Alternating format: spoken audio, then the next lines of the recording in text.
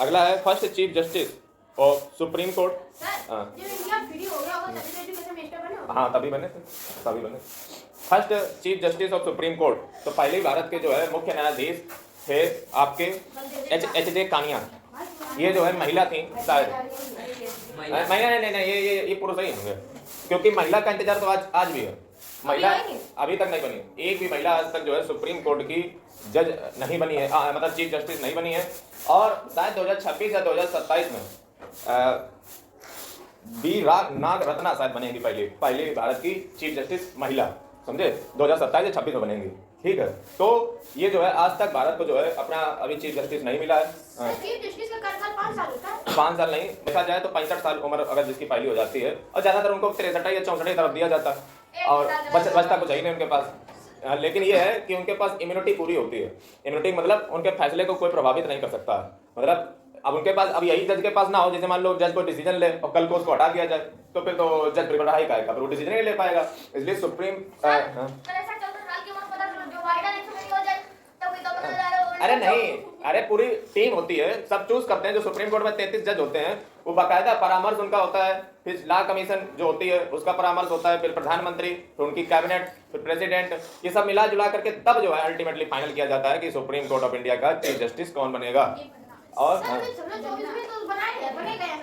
अब ये संजीव जो खन्ना बने हुए हैं, ये जल्दी जो है अभी आप देखोगे कि अगले 2-4 महीनों में रिटायर होंगे, उसके बाद फिर एक नए जो है आएंगे। ठीक है, और उनका नाम नहीं याद आ रहा। हाँ ये ऐसे आए होंगे 64 साढ़े 64 में, इसीलिए।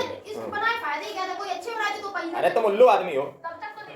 ये दरअसल वहाँ पे सीनियोरिटी के बेस पे होता है। अब ऐसा कैसे हो सकता है कि कोई व्यक्ति सीनियर है और तुम जूनियर वालों को उठा लाए, और जब दिमागी रूप से ठीक है तो फिर उसको ले आओ। हाँ अगर दिमागी रूप से ठीक ना हो तो सीधी बात, वो पहली बात तो खुद ही नहीं जाना चाहेगा, और ये सीनियर का फॉलो किया जाता है। लेकिन ऐसा भी नहीं होता कि सीनियर को ही फॉलो किया जाए। ये क्या होता है कि ये जो जस्टिस लोग होते हैं, ये लोग एक लिस्ट भेजते हैं सरकार के पास कि इसमें से चयन कर, हमने इसमें से आप जो भी बना लो, उसके बाद जो है इसको बनाया जाता है, समझे। जैसे अभी जो है हाल ही में ये भी टिप्पणी थी कि हमारे देश में जो जजों की संख्या है वो बहुत कम है। मतलब अगर आप देखोगे तो इतने केस पेंडिंग पड़े हुए हैं, कई आदमी तो जेल में पड़े हुए हैं, बस उनका फैसला आ जाए तो बेचारे छूट जाए। लेकिन ये हमारे देश की कितनी खराब न्याय व्यवस्था है कि इतने सारे केस, और सवाल ये कि सर ये केस फिर पेंडिंग पड़े हैं तो इसको कोई इलाज क्यों नहीं जाता है, मतलब जजों की भर्ती की जाता है। बहुत देश में जजों की संख्या कम है। आप ये मान के चलिए लगभग 75% ऐसे चल रहे हैं। मतलब सोचिए उस व्यक्ति के ऊपर क्या गुजरती होगी जिसको अभी प्रूफ भी नहीं हुआ है और जेल में उसको डाले हुए हो, और मान लो कहीं पे वो बरी हो जाए तो उसको सजा ये कौन लेगा ये सजा। मतलब ये जो तुमने उसको इतने दिन डाल दिया अंदर और तुम उसका फैसला नहीं कर पा रहे हो। एक कहावत कही जाती है लॉ में, वो ये कही जाती है कि justice delays and justice denied. मतलब जितना जो है आप जस्टिस न्याय को जो है डिले करोगे वो जस्टिस बेकार है, क्योंकि जो है। लेकिन ऐसा इसमें होता है, जैसे मान लो आपको जेल में डाले थे, आपकी जितने दिन कट गई है ना उतना माइनस कर दिया जाता है। जैसे मान लीजिए जो है आपने 2 साल काट ली और सजा मान लो आपको जज ने दे दी 3 साल की, तो आपकी वो 1 ही साल बची आपकी।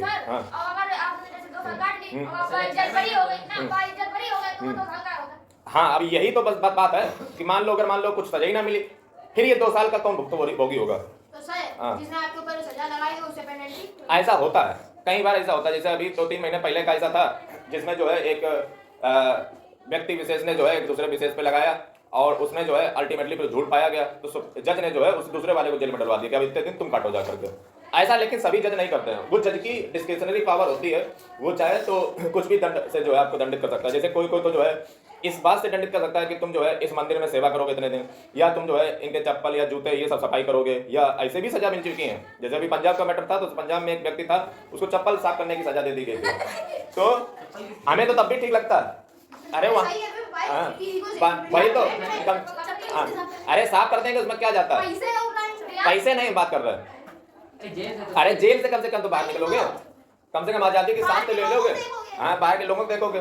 सर आपने कहा कि जितना निर्दोष जितने दिन रहा है उसे दोषी को उतने दिन रखा है सर, तो सर निर्दोष उससे ज्यादा उसको दोषी को उससे ज्यादा रहना चाहिए सर। अब ये सबकी अलग अलग लॉजिक है, अब ये तुम्हारा आर्गुमेंट है, हम भी देते हैं। सर अगर वो ना साफ करे तो उसके ऊपर कौन सजा, तो फिर उसके लिए अलग प्रावधान बनेगा, फिर उसको वहीं पे डाला जाएगा जहाँ नहीं वहाँ पे डाला जाएगा। जैसे अभी थोड़े दिन पहले तो यही रिपोर्ट निकली थी कि जेल में जो है जाति देख के काम करवाया जाता है, मतलब जातियों के हिसाब से। तो ये आज तक वो लोग ही नहीं पता थी कि जेल में जाति के आधार पर तुम ब्राह्मण, तुम क्षत्रिय, तुम इस बैरक में रहोगे, तुम इस सेल में रहोगे, तुम इसमें रहोगे। ये देखिए ये कितने ये ये रहो, ये कितने शर्म की बात है कि बोलिए आजाद भारत कब हुआ और सुप्रीम कोर्ट की नजरों में कब आया? अभी 2-3 महीने पहले। बोली तब से ही प्रथा चली आ रही थी जेलों में और किसी को कानों कान खबर नहीं थी, हैं? बोलो अब पता चला कोर्ट को। और दूसरा अभी ये मुद्दा चल रहा है कि जो जज कम हुए हैं इनकी भर्ती जो है इस आधार पे की जाए कि जो जज रिटायर हो चुके हैं उनको जो है उस राज्य की संबंधित जो सरकार है वो उन जजों को जो है वापस ला सकती है, और ये जो है इसे मतलब अपॉइंट किए गए होंगे टेम्परेरी रूप से, सिर्फ केस का निपटारा करेंगे। इस प्रकार की भी जो है योजना लाई गई है कि जो है जजों को इसे बना दिया जाए टेम्परेरी, जो रिटायर हो चुके हैं तो उनका अनुभव काम आएगा। एक चीज और भी कही जाती है,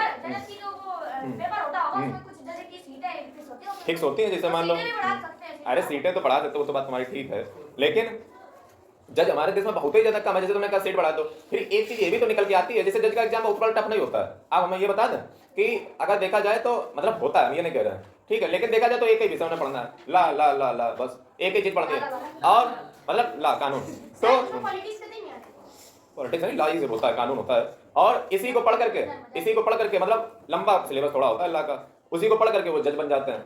मेरे हिसाब से अगर कोई व्यक्ति धीरे से थोड़ी अगर कर ले, ईमानदारी दे तो उसका काम हो जाएगा, एक नहीं दूसरे बार में तो हो ही जाएगा। इतना तो जज का रुतबा मतलब ठीक ठाक है, लेकिन दुख की बात यह है कि उसका बहुत बोरिंग होता है, उसी एक ही सब्जेक्ट के आसपास पढ़ते रहना। कमी होते हैं ज्यादातर। और दूसरी चीज ये भी देखा जाए कि व्यक्ति देखो, ये जज हो गया, लॉयर हो गया, टीचर हो गया, ये ऐसे प्रोफेशन है जिसमें आपको जिंदगी भर पढ़ना है।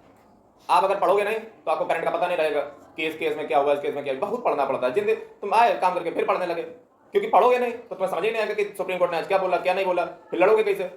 तो इसीलिए ज्यादा लोगों की बस्ती में नहीं होती कि कहाँ फालतू में जो है चक्कर में पड़े जाकर डेली पढ़ेगा कौन, इसलिए भी लोग नहीं बनते हैं। लेकिन अब जो है ये रिकमेंडेशन है कि इसको जो है ऑल इंडिया सर्विस में डाल दिया जाए। ऑल इंडिया सर्विस, जैसा कि मैंने आपको बताया कि जैसे उसमें होता है यूपीएससी के द्वारा, तो इसको भी यूपीएससी के द्वारा कंडक्ट किया जाए। इससे फायदा पता क्या होगा, इससे हमें हाई जो क्वालिफाइड जज हैं वो मिलेंगे, इससे ये हट जाएगा बोझ जो ये रहता है कि ये नीचे से भर लेते हैं।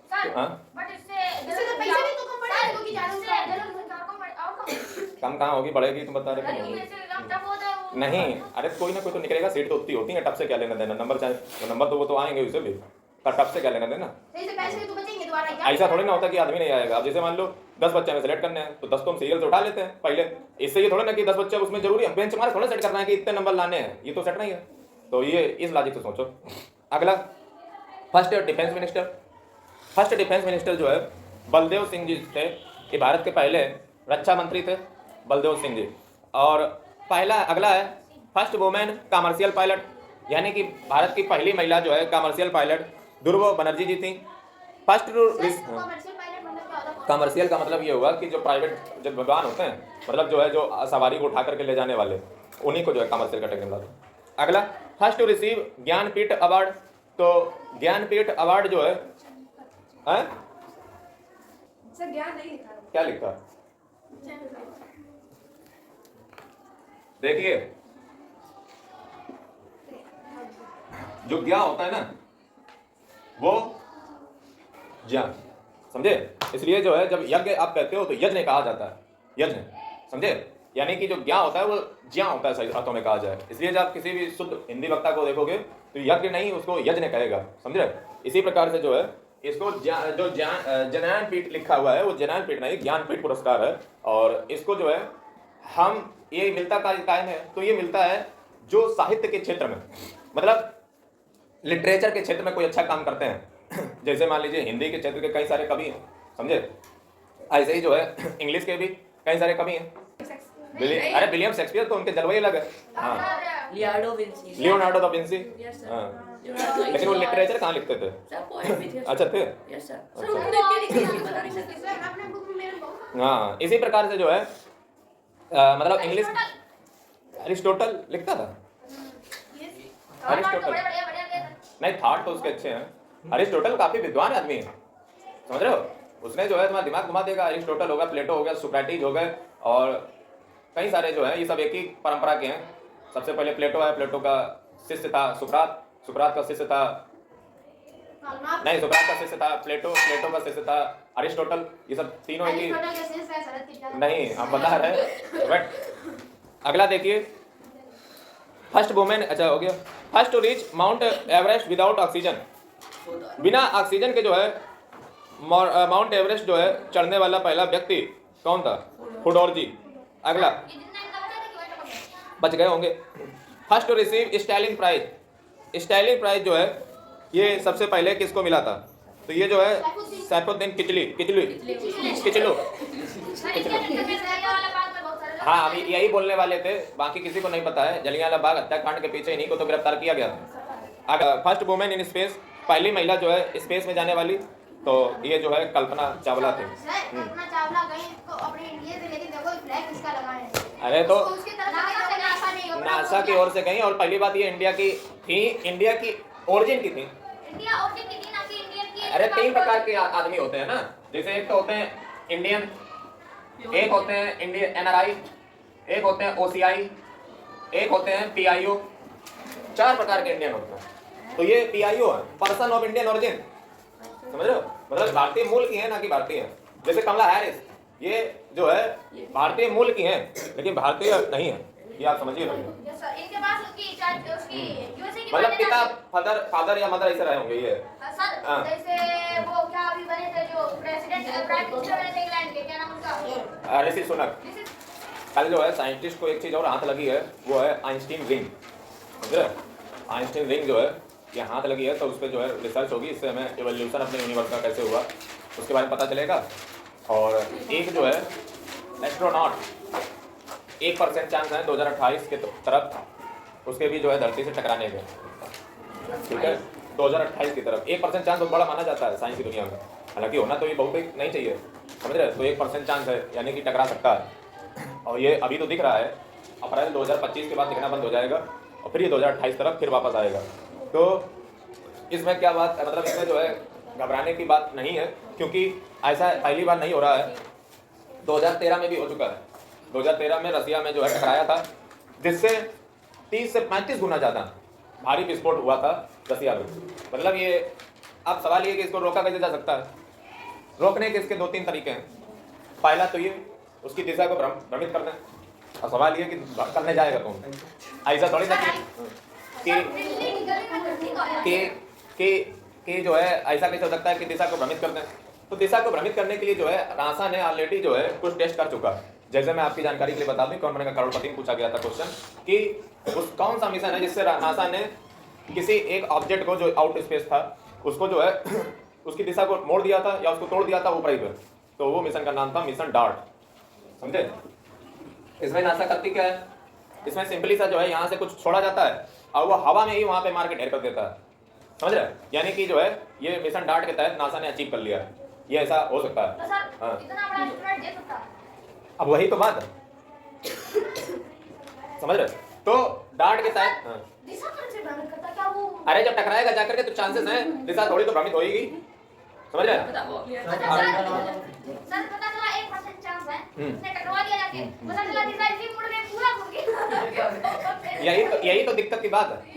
ये छोटा मोटा होता तो काम चल जाता, और फिलहाल जो है अगर ऐसी संभावना होती तो आर्टिकल में छापते जरूर कि ऐसी संभावना है, लेकिन उन्होंने ऐसा कुछ कहा नहीं कि डार्ट से हो जाएगा काम। फिर दूसरा तरीका क्या है? दूसरा तरीका ये है कि इसको जो है मैथमेटिक्स या फिजिक्स के जरिए जो है पता कर लिया जाए कि कहाँ पे इसकी बन रही है प्रोजेक्टाइल और कहाँ पे टकराने के चांसेस हैं, तो वहाँ से पहले जगह को खाली कर दिया जाए और उसके पास टकराने दिया जाए, ये भी एक चांस है। दूसरा ये भी है कि अभी जो है जैसे अभी 6-7 महीने पहले कितना बड़ा डिस्ट्रक्शन कर सकता है ये? अब एक दो देश तोड़ा ही दे। 1-2 देश नहीं उड़ा देगा, मतलब जो है विस्फोट भारी करेगा। सर ऐसा करो, कोई मिसाइल लॉन्च कर दो, उसे तोड़ दे जाके पूरा खत्म। ये देखिए जैसे 6-7 महीना पहले जो है अपने यहाँ के जो नहीं पूरे दुनिया के जो है साइंटिस्ट इस बात पे बैठे थे, उन्होंने दरअसल ये अफवाह उड़ा दी थी कि 2040 में दुनिया खत्म हो जाएगी, समझ रहे? तो हम उसको तुम्हें याद दिलाना चाहते हैं, इसको पढ़ा चुके क्लास में कि 2040 में दुनिया खत्म हो जाएगी, लेकिन कुछ लोगों ने, कुछ मूर्खों ने उसको गलत अर्थ निकाला।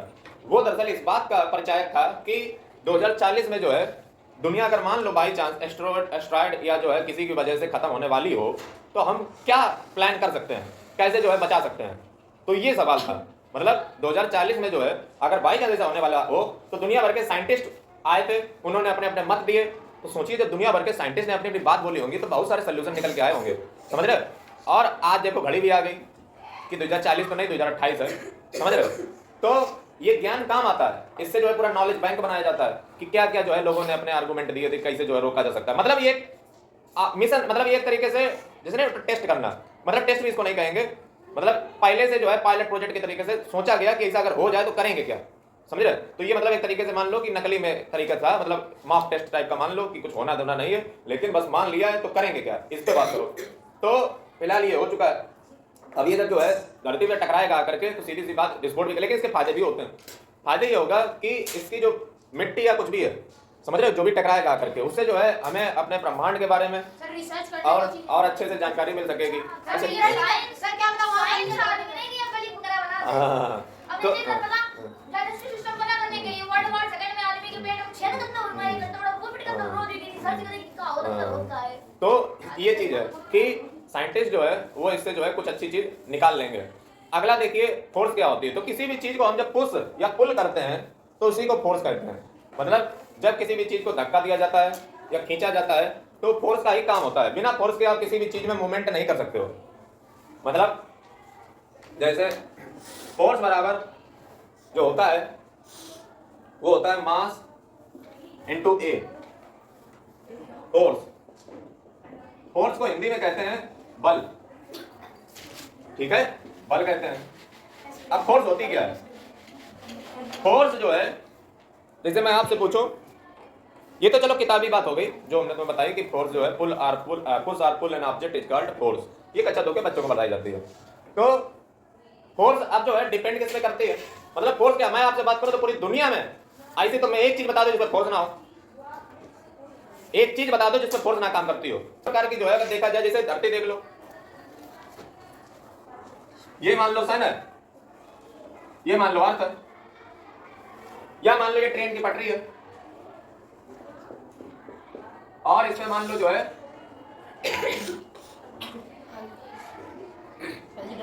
ट्रेन चल रही है। तो बना दी आपने। ठीक है, तो ये देखिए जैसे धरती है, तो धरती के भैया अगर बाहर तरफ देखोगे तो फोर्स लगती है आपकी सेंट्रीफ्यूगल फोर्स, तभी तो धरती घूमती है, अदरवाइज घूम ही ना पाए। और धरती के जो अंदर की ओर लगती है, सर ये जो फोर्स है ये किसके द्वारा लगती है? अभी बता रहे, सेंट्री अंदर की ओर जो फोर्स लगती है उसको हम सेंट्रीपिटल फोर्स कहते हैं। सर ये बात दोबारा बोलिए। सेंट्रीफ्यूगल फोर्स, सेंट्रीपिटल फोर्स, इसको कहते हैं अभिकेंद्रीय बल, इसको कहते हैं अपकेंद्रीय बल। अब ये जो अर्थ है और जो आप से, जैसे मान लो इसका जवाब पता क्या, जैसे मान लो आपसे कभी कोई पूछे कि बताओ बेटा अर्थ जो है वो गिर क्यों नहीं पड़ती है, अर्थ जो है वो सन खींच क्यों नहीं लेता है, तो उसका जवाब है यही है कि दोनों फोर्सें ये अर्थ को बैलेंस करके चलती हैं। एक सेंट्रीपिटल फोर्स, सेंट्रीफ्यूगल फोर्स, तो ये बराबर लगी रहती हैं। इसीलिए जो है ऐसा होता है कि अर्थ जो है उधर उधर नहीं भागती है। बात समझ आई? यही कॉन्सेप्ट ट्रेन की पटरियों में भी लगाया जाता है। जो ट्रेन की पटरी होती है, जो पहिए रोटेट, जैसे ट्रेन को मुड़ना है तो वहां पे भी सेम कॉन्सेप्ट लगता है। ट्रेन की पहिए को मुड़ने के लिए सेंट्रीपिटल और सेंट्रीफ्यूगल फोर्स को ही कंट्रोल करना पड़ता है। एक को ज्यादा कर दो, एक को कम कर दो, मुड़ जाएगी गाड़ी। हाँ, ये सेंट्रीपिटल फोर्स और सेंट्रीफ्यूगल फोर्स का जो फोर्स मतलब तुम एक्सट्रीम का चले जाते हो। नहीं, बात तुम्हारी सही है, सही बात है कि, लेकिन इसके बारे में नहीं पता है, जो कॉन्सेप्ट पढ़ा रहे हैं उसको समझ लो। मतलब ट्रेन बनने से पहले आदमियों को पता चल गया था कि ये सेंट्रीफ्यूगल फोर्स होती है, पिटल फोर्स होती है, ये सेंट्रीफ्यूगल फोर्स। इसका जवाब इस बात में छिपा हुआ है कि हम इसे दिन भर में कितने काम करते हैं, लेकिन हमें पता नहीं होता उसका साइंस का लॉजिक, लेकिन वहां पे साइंस होती है। मतलब अगर कोई काम हो रहा है तो जरूर साइंस की वजह से ही हो रहा है, लेकिन जरूरी नहीं कि हमें वो साइंस पता हो। समझ रहे हो? जैसे मान लो जो है वो दूध से जो बनाए जाते हैं डेयरी प्रोडक्ट्स, अब घर में तो महिलाएं बना लेती हैं, लेकिन क्या उन्हें जो है फर्मेंटेशन और दुनिया का जो ये सब पता होगा? कुछ नहीं पता होगा। तो जरूरी नहीं है कि जो भी काम आप कर रहे हो उसके बारे में आपको पता ही हो। आप सिंपल सा लॉजिक नहीं लगाते हो। जैसे मान लो आपने कोई भी काम किया, आपने कर दिया, अब उसमें क्या हमें साइंस पता है, तो ऐसे जरूरी थोड़ी ना है। और साइंस तो बाद में भी आ सकती है जब पता होगा, लेकिन काम तो बहुत पहले से हो रहा है। समझ रहे कि मान लो इसी को मान्यता बना देते हैं। मान्यता बनती कैसे कि बड़े बुजुर्ग कहते थे कि ऐसा किया करो, अदरवाइज जो है तुम्हें पाप लगेगा, या ऐसा होगा वैसा होगा। क्यों? क्योंकि बड़े बुजुर्ग जानते थे अगर इन मूर्खों को हमने साइंस बताया तो ये काम करेंगे नहीं। इन्हें बस यही टानिक बताओ कि बेटा ऐसा किया करो तो तुम्हें ये होगा वो होगा, तो वो दुनिया का सब बोलेगा, बस बड़े बुजुर्ग की बात मानने लगेगा। बड़े बुजुर्ग की बात है क्या? वो साइंस पे बेस्ड बात है। समझ रहे? मतलब ये जो है तुम्हें किस लिए बताया गया, ताकि जो है तुम विज्ञान को ना समझो। मतलब अब मैं ये नहीं कहता कि सारी मान्यताएं साइंस पे बेस्ड है, कुछ बेस्ड हैं।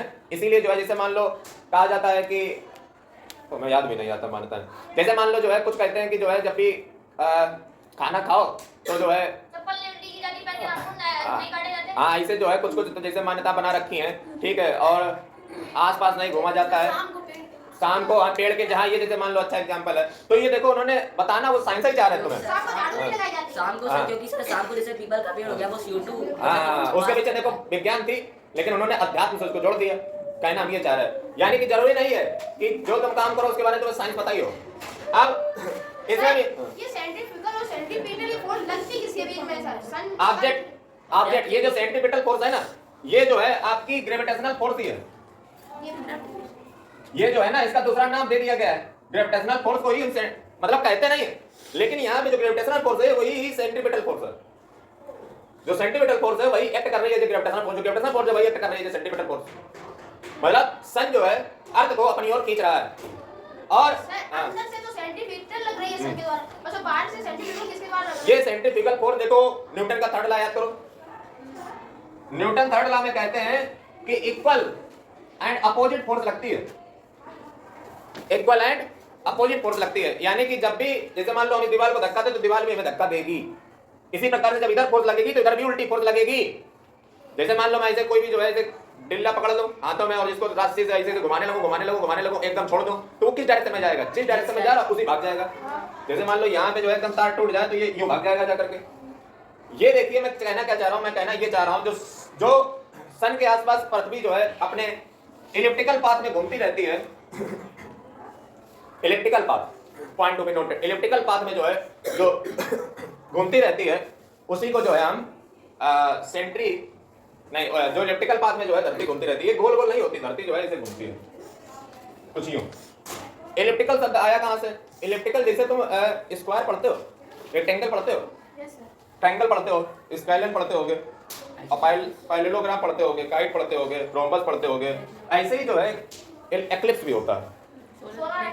एक्लिप्स नहीं, एलिप्स हम बताना चाह रहे हैं। एक्लिप्स नहीं, एक्लिप्स तो वो ग्रहण हो जाएगा। एलिप्स इलिप्टिकल पाथ क्या होता है? इलिप्स भी जो है एक प्रकार का शेप है। कब मिलेगा पढ़ने को? तो ये तुम्हें क्लास 11 की मैथमेटिक्स में मिलेगा। ये ओवल टाइप का लग रहा है। नहीं, ये जो है तुम्हें क्लास 11 की जो मैथमेटिक्स होती है उसमें देखने मिलेगा। एक इक्लिप्स हो गया, पैराबोला हो गया, वहां पे तो ये एक प्रकार का शेप है।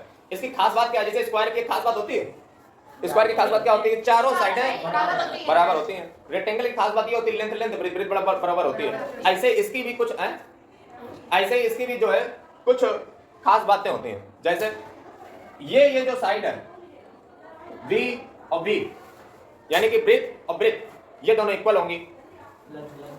ये एल और एल इक्वल होंगी, लेकिन जो एल और बी ये इक्वल नहीं होंगी। यही होता है एक्लिप्स, नहीं यही होता है एलिप्स, एलिप्टिकल पाथ। समझ गए? सर क्या नहीं सर होगी मतलब ये एक होगी। तरीके से सर्कल रेक्टेंगल। नहीं कह सकते हो, मतलब यही होता है कि जो एल होता है इधर का, ये एल सेम होगा, ये बी इधर की बी सेम होगी, लेकिन एल और बी सेम नहीं होगी। सर रेक्टेंगल तो होगा, रेक्टेंगल कहाँ से हो गया? उसमें एल एल बराबर से बराबर होती है। लेकिन उसमें 90 तुम डिग्री बकलोल आदमी हो पूरे। उसमें 90 डिग्री उसमें 90 डिग्री एंगल तुम्हें नहीं दिखाई पड़ता इसे। ये फेनोमेना वही लगता है ना कि एल वो होता सर हम वो नहीं बता रहे, उसकी मैं बता, उसमें एल बराबर होता है, बी बराबर होता भाई है। अभी तो यही बोल रहे हैं। फिर वही बात जानकारी देंगे तुम्हें। ये 90 डिग्री तुम्हें नहीं दिख रहा है, यहाँ तुम्हें 90 दिख रहा है। एक तरीके से फेनोमेना सही होता है ऐसे वो देखिए एल की बात कर रहे हैं, 90 की बात नहीं कर रहे सर। हमें दूर से दिख रहा है, ये सही है। ऐसे तो फिर गंगाधर भी शक्तिमान है। अगला देखो, अरे कहाँ है फालतू में जो हम बता रहे हो समझो। तुम्हारे फिनोमेना तुम्हें दिखने से क्या होता है? मैथ में तुम हमेशा एक बात याद रखते हो कि जो दिखता है वो होता नहीं। जब तुम क्लास 9 में जाओगे तुम्हें कॉन्फ्रेंस मिलेगा चैप्टर, अब कॉन्फ्रेंस में तो हर सवाल यही लगेगा कि तुम्हें दिख रहा है, लेकिन वहां पे प्रूव करना पड़ेगा तुम्हें। तुम्हें अकल आ जाएगी, तुम्हें दिखेगा वहां पे सब कि हाँ बना, तो इसमें क्या तुम्हें प्रूव करना है? इसी को प्रूव करना है। कॉन्फ्रेंस चैप्टर में तुम देखोगे। समझ नहीं पा रहे आप। हम समझ गए हैं, तुम ये कहना चाह रहे हो कि लगभग जो है रेक्टेंगल की तरीके से। नहीं सर हाँ बताओ। रेक्टेंगल में जैसे कि लेंथ और ब्रेथ सेम नहीं होती, वैसे ही इसमें भी लेंथ और ब्रेथ सेम नहीं होती है। ये हम लोग कह रहे हैं, ये नहीं कह रहे कि उसमें 90 होता है, इसमें 90 होता है। तो हम क्या करें? ये बात मान लो हमें पता चल गई तो हम क्या कर लें इससे? तो इससे क्या इसको घोषित करते हैं रेक्टेंगल? आप बताओ। रेक्टेंगल हम घोषित करते हैं, आपसे पूछ रहे हो कैसे रेक्टेंगल घोषित करते हैं? तीन जो प्रॉपर्टी है, जो 90 डिग्री एंगल है उसमें एक्लिप्स में बनना है, तो हम कहां से उसको घोषित कर देंगे? तो यानी कि जो है अंदर की वो जो फोर्स लगती है उसको हम सेंटीपिटल फोर्स कहते हैं। ये सेंटीपिटल फोर्स जो है ये कोई अलग फोर्स नहीं है, ये ग्रेविटेशनल फोर्स ही है, गुरुत्वाकर्षण बल ही है, जिसका मैंने आपको फार्मूला भी बताया हुआ है। सर ये इलिप्स जो कुछ भी है इसकी लेंथ तो रेडियस होगी। ये इसकी लेंथ जो है रेडियस नहीं होगी, यहाँ रेडियस का कोई कॉन्सेप्ट नहीं होता है। समझ रहे? यही LOB होती है बस, रेडियस का कोई कॉन्सेप्ट नहीं, इसीलिए इसको दीर्घवृत्ताकार या जो है इसको एलिप्स कहते हैं। अगला देखिए, ये जो है मैंने बताया कि यही सेंटीमीटर फोर्स क्या है, ग्रेविटेशनल फोर्स। क्या इसका मतलब ये हो गया कि ग्रेविटेशनल फोर्स ही सेंटीमीटर फोर्स होती है? तो आंसर है no, gravitational force centimetre force नहीं होती है, लेकिन यहाँ पे है। अब तुम्हें क्यों बता रहे हैं? कोई टीचर मान लो आपसे पूछ दे कि बताओ ऐसा कोई केस बताओ जहां पे centimetre force is equal to gravitational force हो जाती हो, एक फिनोमेना बताओ, तुम फट से उसके मुंह पर मार दोगे तो यहाँ पे होता। समझ रहे? दूसरा चीज, सेंट्रीफ्यूगल फोर्स जो है बाहर की ओर बल लग रहा है और इन्हीं दोनों के बैलेंस के कारण जो है कोई ऑब्जेक्ट घूमता रहता है। अब यहाँ पे एक पॉइंट की बात हम तुम्हें ये बताना चाहेंगे। अच्छा, जैसे मान लो ये है, ये जो धरती अपने आसपास घूमती है ना, सन के आसपास घूमती है, तो जब सन के आसपास धरती घूमती है तो ये बात बताई किसने? सन के आसपास जो है अर्थ घूमती है, बताया किसने था? तो ये जो है पहले जो मान्यताएं थी, पहले चर्च में मान्यता थी, तो चर्च में ये माना जाता था कि जो धरती है ना उसके आसपास सन घूमता है। चर्च ने ये माना, जब चर्च ने ये माना तो चर्च समझ रहे हो, उसकी बात को कौन नकार सकता है? गैलीलियो ने बताया, उसने चर्च की बात को नकारा था। सुन लो प्रभु, हम काफी पुराने से स्टार्ट करते हैं। तो ये जो है बात चर्च ने बताई। उसके बाद एक आदमी आया जिसका नाम था कॉपरनिकस, समझे? तो कॉपरनिकस बताता है कि जो धरती है उसके आसपास सूर्य नहीं घूमता, बल्कि सूर्य के आसपास धरती घूमती है। तो चर्च को जैसे पता चला है, भगवान को गलत ठहरा रहा है, पकड़ के ले आओ। कॉपरनिकस नाम याद कर लो। कॉपरनिकस ने कहा, तो अल्टीमेटली उसको लाया गया, कहा ये कैसे बोल रही तुम? काम बोले हैं, बदल दो बेटा स्टेटमेंट अपनी। नहीं बदली, निपटा दिया गया। ठीक, हाँ, ये चर्च है, समझ रहे हो? मतलब उनका अच्छा चर्च में ऐसे चल रहा था जैसे तुम 10 क्राइम करके लाओ, ये देखो रसीद यहाँ पे कटा लो 20 रुपए की, तुम्हारे 10 क्राइम माफ हो गए। 20 रुपए की तुम रसीद कटवा लो, तुम्हारे क्राइम माफ हो गए। ये काम कर रहे हो, समझ रहे? ऐसे भी कर देते थे। तो उसके बाद आए तुम्हारे गैलीलियो। हाँ, मतलब अगर वो चर्च वाले इसको नहीं मारते तो हम लोगों को नई चीजें बता मिलती, नया साइंटिस्ट बन गया था कॉपरनिकस। हाँ, पता चल भी सकती थी, नहीं भी चल सकते थे, जरूरी नहीं कि आगे पढ़ाई करता ही बताते हैं। 50-50। चलो अगला देखिए, फिर गैलीलियो है। गैलीलियो जो है उन्होंने भी यही बात कही थी कि तुम चर्च जो है वो गलत बोल रहा है, बेवकूफ गुमराह कर रहा है, तुम्हें बना रहा है। अच्छा, ये सब देखो बोल क्यों रहा है? इसके पीछे कारण है, पढ़ तो सब लेते हो, समझते नहीं हो। क्योंकि 1300 तरफ जो यूरोप था वो रेनेसा वहां पे हो रहा था। रेनेसा का मतलब अब वहां पे जो मतलब अंधकार था वो जा चुका था। अब नए नए जो है एक्सप्लोरर, नए नए साइंटिस्ट जन्म ले रहे थे, नई नई विचारधाराएं आ रही थी। इस समय इसको पुनर्जागरण कहते हैं यूरोप में। फिलहाल हमने वहीं पे बंद कर दी थी अपनी हिस्ट्री, समझ रहे हो? उसके बाद जब पढ़ाते तो मजा आती। तो अब ये सब नए नए पैदा हो रहा है। पहले तो एक वो चिल्ला के चला गया, अब सीधी बात, जब उसने चिल्लाया होगा तो थोड़ा बहुत तो चिल्लाया होगा, तो जनता को पता चला ही होगा कुछ हुआ है। फिर गैलीलियो भी पीछे से आया, उसने भी यही बोला। गैलीलियो को पकड़ के लाया गया, बोला गया कि बेटा तुम कैसे बोले? तो कहा बेटा पिछला वाला जो था वो सबूत ना ला पाए, हम देखो सबूत लेके आए, देखो हमारी पकड़ो दूरबीन का आविष्कार गैलीलियो ने किया, याद कर लो। दूरबीन ले आए, टेलीस्कोप, देखो बेटा इससे देख लिया, स्टेटमेंट बेटा बदल दो, नहीं बदली, निपटा दिया गया। गैलीलियो भी मारा गया, समझ रहे? लेकिन कहा जाता है कि सत्य छिप नहीं सकता, समझे? वो एक ना एक दिन बाहर आकर ही रहेगा। फिर सदी का महान साइंटिस्ट पैदा हुआ, वो होशियार आदमी था और उसने जो है भी यही बात को बोला, लेकिन उसने तोड़ मरोड़ करके बोला। क्या? उसका नाम था सर आइजैक न्यूटन, समझ रहे? और न्यूटन जब जन्मा तो अब उसके सामने भी समस्या थी, देख चुका था दो को जो हुआ था। तो उसने एक आइडिया निकाला कि बताना तो सही है, बताएं कैसे? तो उसने एक स्टेटमेंट दे डाली, जिसको हम सब पढ़ते तो बहुत सा है कि स्टेटमेंट न्यूटन ने दी थी, क्यों दी थी वो तो मैंने आज तक नहीं पता होगा। हम कहते हैं तो उसका मतलब गलत निकाल लेते हो। उसने कहा था कि जो मैथमेटिक्स है वो देखो कहना क्या चाह रहा है, वो जो मैथमेटिक्स है वही भगवान है। मतलब इसके पीछे फिलॉसफी समझो उसकी। वो कहना क्यों चाह रहा है कि मैथमेटिक्स है वही भगवान है? वो इसलिए कह रहा है कि जब हम मैथमेटिक्स को भगवान कह देंगे तो उनका जो चर्च है और जो मैथमेटिक्स है वो दोनों बराबर हो जाएंगे। यानी कि जो हम बात कर रहे हैं कि धरती के आसपास, धरती जो है सन के आसपास घूमती है, वो बात मैथमेटिक्स ने बताई, यानी कि साइंस ने बताई। और जब साइंस और मैथमेटिक्स ही भगवान है तो यानी कि भगवान ने वो बात बताई, यानी कि आपका चर्च सही है। ये स्टेटमेंट उसने इस लॉजिक से अपनी एक्सप्लेन करी। मतलब हमने उनको नीचा नहीं दिखाया, हमने उनके ही शब्दों में हमने मैथमेटिक्स और साइंस को जो है ये बता दिया। उसने ये कहा कि जो मैथमेटिक्स और साइंस है वो जरूर जो है भगवान ही रहा होगा, समझे, गॉड की लैंग्वेज ही रही होगी जिसमें भगवान ने ये बोला। मतलब भगवान की ही भाषा है ये मैथमेटिक्स और ये जो साइंस वगैरह ले लो। मान लिया, अब फिर जो है इसका भी कुछ नहीं हुआ। यानी कि देखो कितने होशियारी से इसने बोला, इसने चर्च को नीचे नहीं गिराया बल्कि चर्च को ही भगवान बना, मतलब चर्च को ही साइंस और जो है भगवान विज्ञान मतलब कुछ भी नहीं, बस तो अब जब आप कोड इसका पढ़ोगे न्यूटन का, ये मैथमेटिक्स जो है जो गॉड की लैंग्वेज है, अब आपको इसके पीछे का कारण पता होगा, सिर्फ आपको कोड नहीं पता होगा। और ये जो बातें होती है ये तुम्हें 5 मिनट में पता चलेगी, लेकिन तुम 50 बार कोड पढ़ते लेकिन तुम कभी भी ना समझ पाते वो स्टेटमेंट क्यों बोली गई इसकी, समझ रहे? जैसे अर्थ के इधर उधर तो लगती है सेंटीमीटर और इधर सेंटीमीटर, तो ऊपर नीचे कौन सी लगती है? ऊपर नीचे बैलेंस करने के लिए तो एक ऊपर नीचे जो ना बिल्कुल सीधे में लगते हैं ना, एकदम सीधे में लगते हैं, जैसे यहाँ तो ऊपर नीचे नहीं लगती। ऊपर नीचे नहीं लगते, सीधे सीधे में, नहीं सर, प्लेन पर्पस है। हालांकि जो प्लैनेट्स जो सैटेलाइट भेजी जाती हैं उनके घूमने का क्रम अलग अलग होता है, जैसे कोई ऐसी घूमती हैं, कोई ऐसी घूमती हैं, कोई जियो स्टेशनरी ऐसे अलग अलग प्रकार से घूमती हैं।